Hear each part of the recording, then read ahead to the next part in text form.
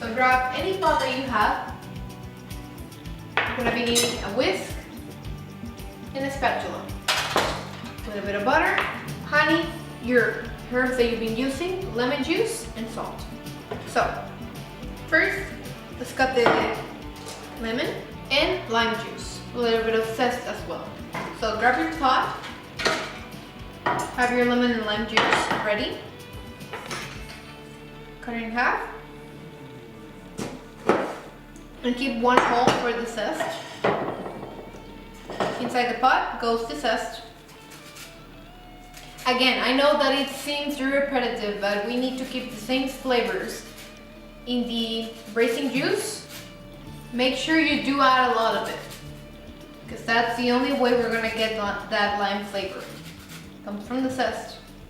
Lemon zest as well.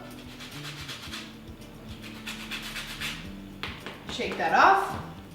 And now, juice. Inside the pot. And the lemon juice as well. Keep a hand and squeeze it. You can also use a colander or something to keep the seeds from falling on in the juice. Squeeze it all. Add your salt, herbs, pepper,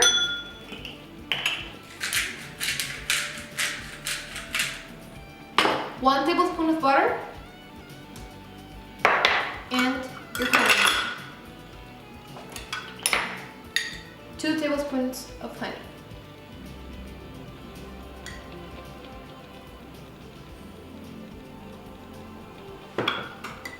One cup of water. Make sure it's filtered water because you don't want any of that strange, funny flavor, you know. Add it inside your pot and heat it up until the butter melts and all the flavors are combined and the herbs have activated. Because remember, right now we're using dry herbs, so you do need to heat them up so that you can get the flavor of them. Get the flavor of the herbs in the pot on the heat and wait until the butter melts and the braising juice is ready to put on the chicken while it actually bakes inside the oven. Now start whisking all the butter into the juices so that it emulsifies, just like a vinaigrette, just like when you mix olive oil and any type of vinegar or lemon juice, just like that. Keep it all together, and there you go, boom, that easy. Turn the heat off because you don't want to keep on. You don't want it to keep the heat on because you don't want to reduce it. We're gonna do that, but just like when the chicken is done, so we can actually make a glaze out of it. So now that the juice is ready, you're ready to add it to the chicken so that it keeps it moist. So grab your gloves because of course the oven is gonna be hot. A big spoon, open the oven, pull the chicken out a little bit so you have space. Take your juice very carefully with your spoon and add it very carefully. And again, this is just to keep it moist. You don't have to be too crazy about it. Do it at least 2 to 3 times while it's cooking. Carefully put it again inside, close the oven, and do it like I just said, from 2 to 3 times. Keep on putting the juice inside the chicken. So now for the side dish, of course we need a side dish for the chicken. You can use asparagus or any type of green vegetable that you want. Right now I'm gonna be using green beans. I already washed these, so the only thing that we have left to do is clean them, blanch them real quick, saute them, a little bit of garlic, salt, pepper, oil, and boom, there you go, side dish. So now, first thing, pretty easy to clean these guys. So just cut the top like I just did right here. Cut them in half. Unless you actually want them large, you can cut them in half. It's easier to blanch, easier to cook, just overall easy. Let's do this easy, right? So, take a bunch of them, cut the top, half, and keep on doing them until you have reached the quantity of green beans that you want. very easy to clean this, guys. Basically, cut the top, half, there you go, until you have reached the quantity that you want of green beans. So cut them all, just like I'm doing right now. And basically you're just going to blanch them. It takes about like 1 to 2 minutes, not that long. Put all of this, guys, into your pot of water. Wait 1 to 2 minutes. So while we're waiting for those green beans to blanch, let's do the garlic real quick. Again, knife, top, punch, and take the skin off very quickly. And we're gonna chop it up for the green beans. So they usually sell the garlic already chopped. So if you don't want to do this, hey, I get it, it's a pain in the ass sometimes, but you know, you gotta do what you gotta do. Because it's cheaper this way to do it as well, but honestly, the taste is always better to do it fresh. So once you have these chopped and ready to go, put them there by the side, clean up a little bit. You have your green beans ready. So just add a little bit of oil to your already hot pan. Just a tiny bit, because remember we're gonna saute, so we don't want to like drown it in oil. It will get soggy if you do that.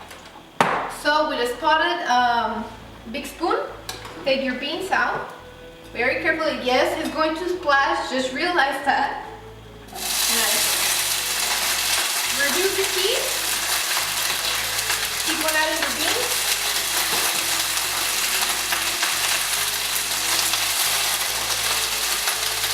Add your garlic.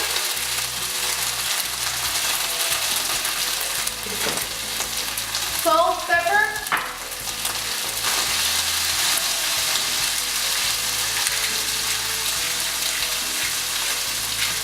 And there you go. Cook that a little bit.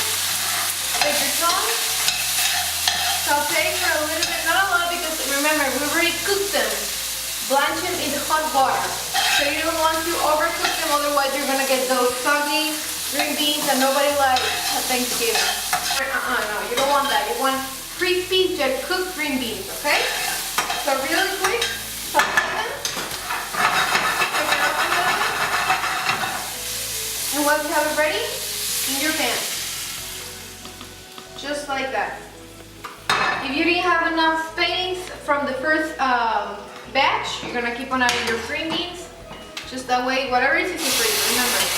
This is supposed to be easy for you. We're not gonna be making things complicated.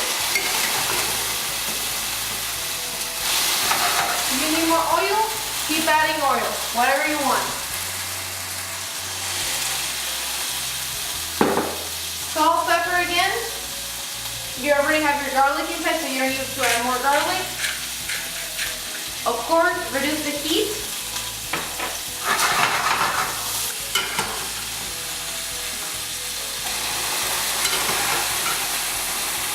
Empty all of the pot of water.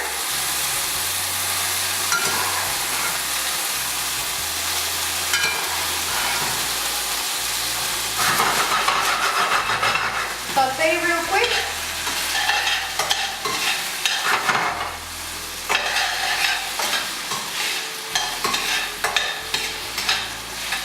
And once you're done, you put it with the rest of your green beans, and that's it. There you go, side dish. Okay, so once you have everything ready, pour it in your favorite dish. Here.